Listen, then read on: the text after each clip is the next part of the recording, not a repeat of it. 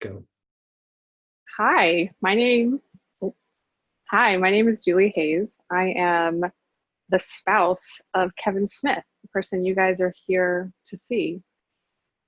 Today, we're going to do something different on his video podcast. I am going to ask him questions that people pose to me. I have my own interesting career, and yet sometimes people say things like, Julie, what do you think Kevin would think about blah, blah, blah?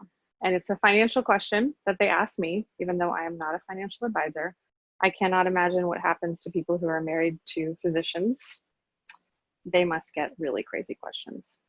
All right, so since I am looking for a way out of answering these questions, I am now going to ask Kevin, and then the next time somebody asks me, what do you think Kevin would think about this? I'm just going to point them to this video and to say, you know what?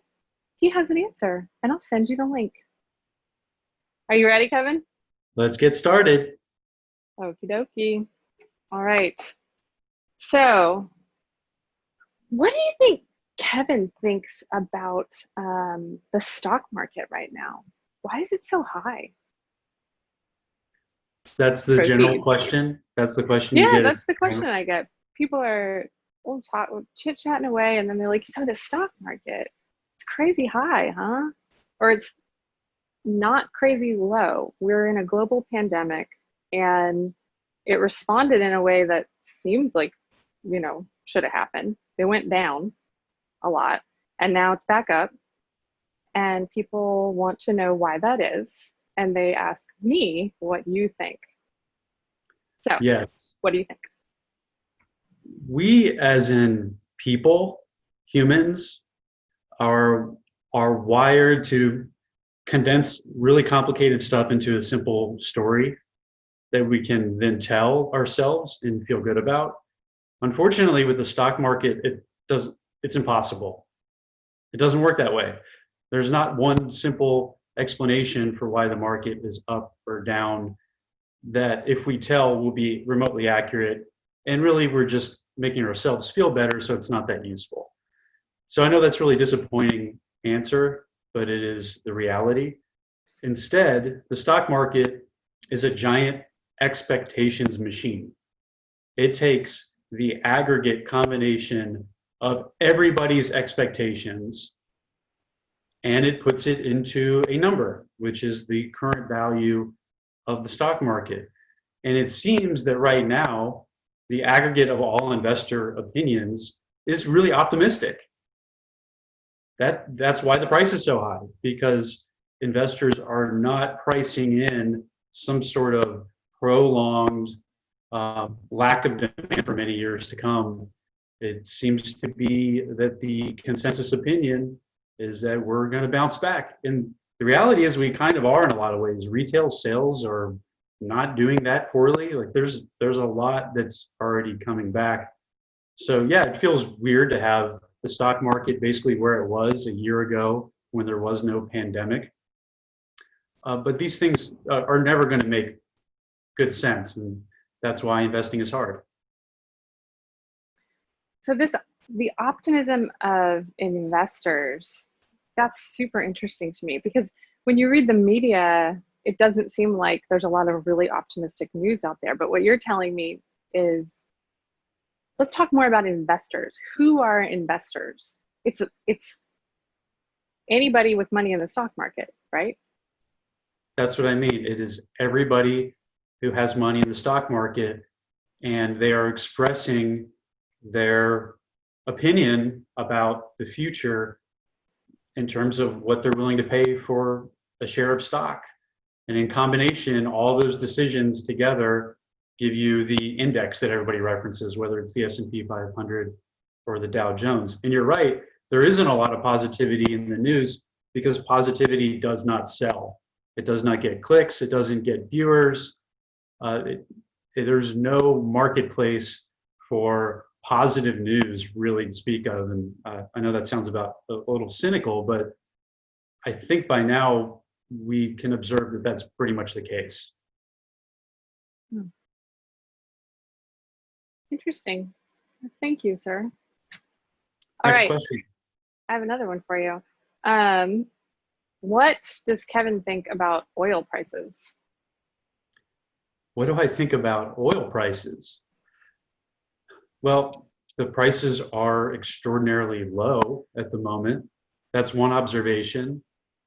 They used to be high. At some point, they were $100, and maybe around, I don't know, in the last 6 years, they plummeted. They kind of stayed at a certain range for a while, and then they plummeted even further at the craziest time during the pandemic. And some of that is a function of a drop in demand because we're not flying and driving and all that kind of stuff. But some of it is also geopolitical issues between major oil producing regions that are in conflict, that are trying to exercise leverage over each other. And that's really complicated. It always will be. And that drove prices down really far. So maybe the question is, what comes next with prices? Is that kind of implied in the question? Yeah, most of the questions that I get that are kind of a future telling questions. Most people want your insight in what is about to come next. Yes. Well, there's a camp that believes we've already seen peak demand for oil and that we'll never see more demand for oil again. I'm not persuaded by that. I think maybe that's true in developed markets like the United States and Western Europe, and Japan, for example. But emerging markets like India, Africa, China, they have massive future consumption demands, which will require energy. A lot of these places don't even have, refrigeration. They have massive energy needs. And so far, oil is still the most efficient, cost-effective way to generate a ton of energy. That'll change at some point. It's going to take a little while. So I think that there's still all sorts of reasons why there could be an increase in demand beyond what we've had in oil, which would presumably move the prices back up. Mm-hmm. What I'm hearing is that this is an incredibly complicated question. It is, and it's silly to answer a complicated question with like a price point estimate that I think gas or oil will be $100 again or something like that. That's just silly. Well, that's a great transition to my next question. So I also get questions about specific stocks. People have, you hear about something in the news, except it's often Apple. People are really charmed by Apple. So how do you answer the question, what do you think about buying this specific stock? Apple, Tesla, Amazon, whatever. When people ask you that question, what do you say? My first thought is it's good that people are thinking about buying stocks because that's the only way most people will generate significant wealth besides their home equity. The reality is the national average of increase in home value is like 2 or 3% per year. So that may be overstated. So buying stocks is a great way for people to increase their wealth. And not enough people in this country and the rest of the world own stocks. So my first thought is, yes, if you're thinking about buying stocks versus not, that's good.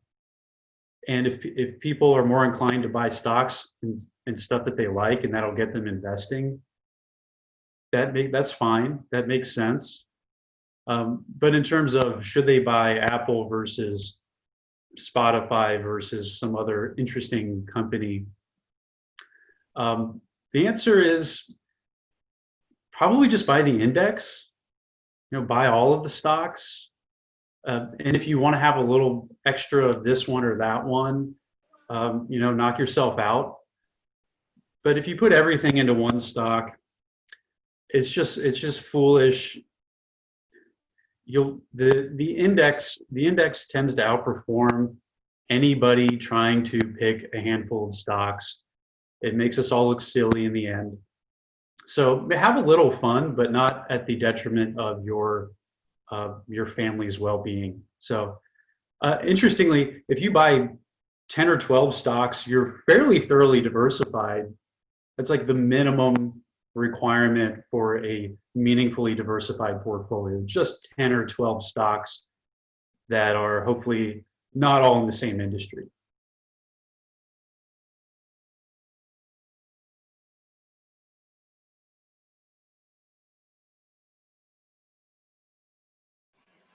Dang it. I was on mute. That's Sorry. Okay, I think this is our last question. Okay, last question. Bum, ba, bum. Are we in a recession?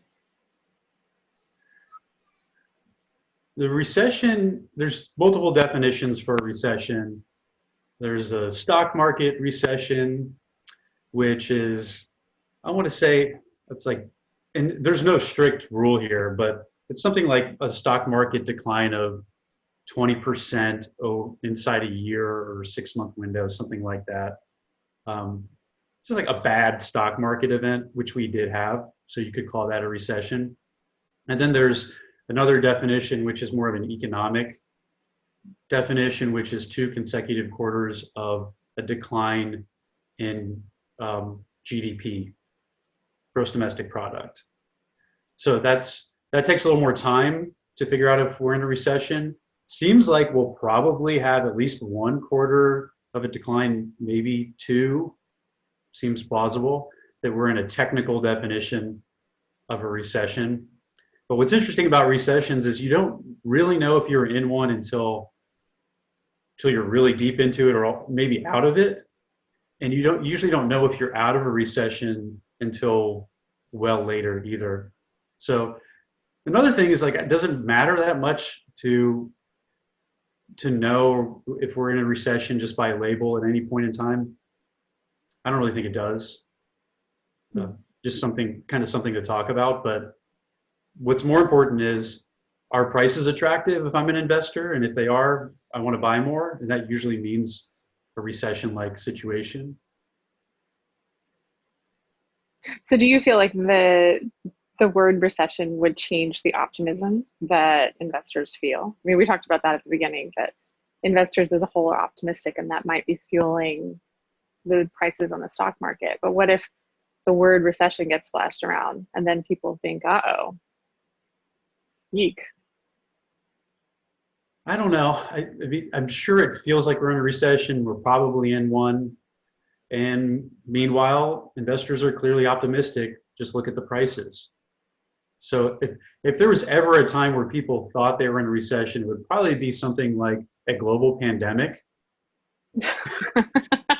So I would suggest that is the general consensus feeling, is that we're in a recession, but we're optimistic that we're going to get out.